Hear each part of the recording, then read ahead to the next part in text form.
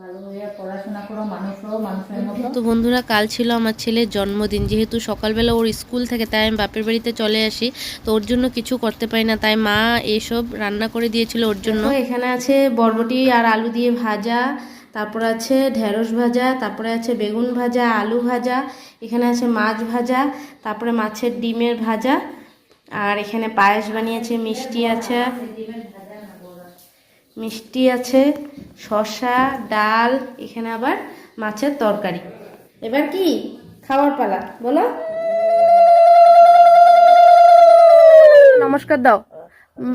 হ্যাঁ না দাও। হ্যাঁ এই তো, যাও বাবা যাও। হ্যাঁ এই তো ভালো। ছেলে বাড়ির থেকে এসে বাড়ির সবাই মিলে আমরা আশীর্বাদ দিলাম ছেলেকে। আর যেহেতু ছেলের জন্য কিছু করিনি, তাই ছোটোখাটো করে ওর পছন্দের জিনিসগুলো বানিয়ে দিলাম। তোমরা সবাই মিলে ওকে আশীর্বাদ করো যেন ভবিষ্যতেও ভালো মানুষ হতে পারে। আজকের জন্য এখানেই টাটা।